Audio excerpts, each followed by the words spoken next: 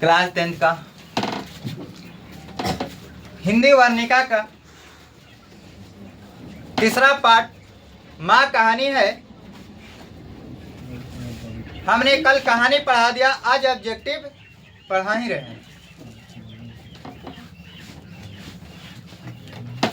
माँ कहानी ईश्वर पेटलीकर द्वारा लिखा गया है। इसे अनुवादित करने वाले गोपाल दास नागर हैं। इस तरह के कल हमने कहानी और लेखक परिचय करवाया। ऐसे अगर प्रश्न ऐसे पढ़ाई तथा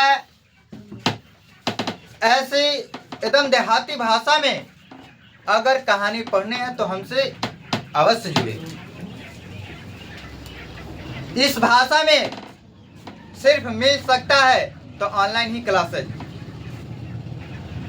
जिस तरह के हमने पढ़ा, और पढ़ाने के बाद पुनः टेस्ट ले लिया जाता है हमारी संस्था में। चाहे मैथ के क्यों ना हो, साइंस क्यों ना हो, एसएसटी क्यों ना हो, हिंदी और इंग्लिश क्यों ना हो, संस्कृत भी क्यों ना हो, एक चैप्टर खत्म होते ही उन्हें उस सब्जेक्ट का टेस्ट ले लिया जाता है। और साप्ताहिक टेस्ट के साथ अगर हो तो क्यूज भी करा दिया जाता है ताकि बच्चे लोगों का याद रहे। ऐसे शिक्षा से जुड़ने के लिए हमारे संस्था से एक बार अवश्य जुड़े। पहला प्रश्न देखते हैं।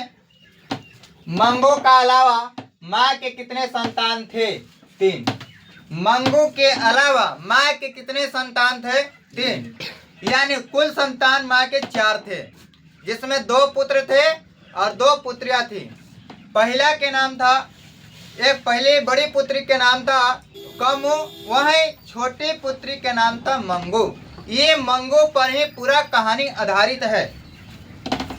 दूसरा एक प्रश्न, माँ कहानी किस लेखक द्वारा रचित है? ईश्वर पेटलीकर। माँ कहानी किस लेखक द्वारा रचित है? ईश्वर पेटलीकर। अगर यही पूछ देगा कि माँ कहानी ईश्वर पेटलीकर द्वारा रचित है लेकिन अनुवादित किसके द्वारा है, तो गोपाल दास नागर के द्वारा। मंगू के माँ कितने संतान थे? मंगू के माँ की कितने संतान थे? 4। मंगू की माँ अस्पताल को किसकी उपमा देती थी? गौशाला। माँ कहानी किस भाषा से अनुदित है? गुजराती। तो कहाँ के है? गुजरात के, इसलिए भाषा गुजराती। मंगू जन्म से ही थी पागल और गूंगी। ऑप्शन में रहेगा, एक जगह लिखा रहेगा पागल, एक जगह रहेगा गूंगी, एक जगह रहेगा बहिरी और एक जगह रहेगा ए और बी दोनों। तो मारना का चीज ए और बी दोनों। ईश्वर पेटलीकर किस भाषा के कथाकार हैं? गुजराती।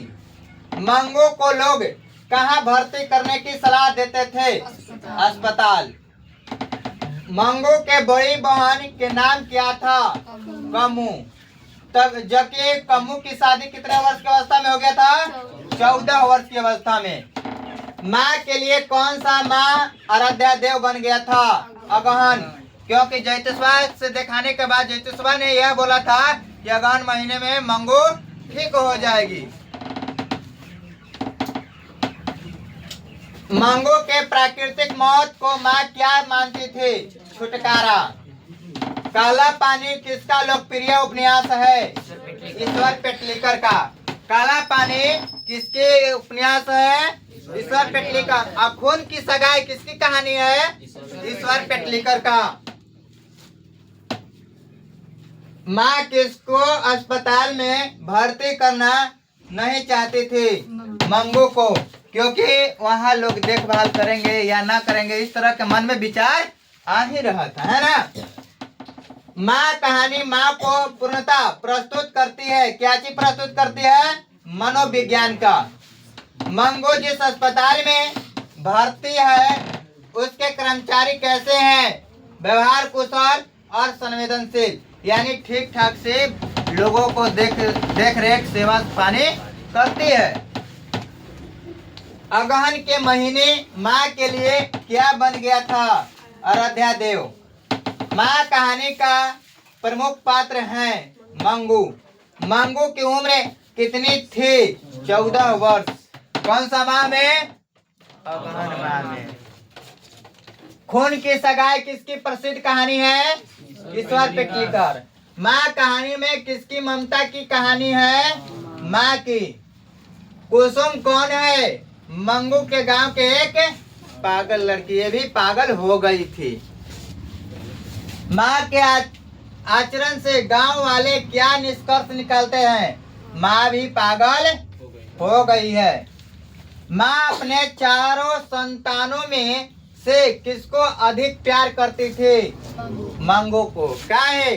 क्योंकि यह पागल थी, अपने से यह कुछ नहीं कर सकती थी, इसीलिए इसे खाना खिलाना, पढ़ाना ओढ़ाना, पहनाना ओढ़ाना, यानी हर तरह सेवा सत्कार करना अधिक था। किसको प्रति? मंगू के प्रति। ईश्वर पेटलीकर कहाँ के लोकप्रिय कथाकार है? गुजरात के। मंगू कब से पागल है? जन्म से।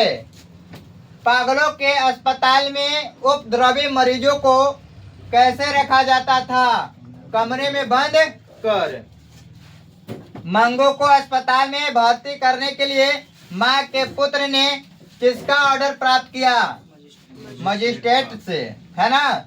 जब भी कहीं जाते तो हमने सबसे पहले पुर्जा लगाते हैं ना कि कितने नंबर पर हमने आएंगे। उसी तरह ये भी जाकर मजिस्ट्रेट से मिला कि आप बेड खाली है, हमें भी एक लोगों का, है ना। रात में रोशनी जलती रहने से इसे नींद नहीं आती, यह किसने कहा? माँ ने। माँ को कितने पुत्रियां थे? 2। माँ के कितने पुत्रियां थे? इसी तरह का कहानी था और ऑब्जेक्टिव भी हो गया। हमने कल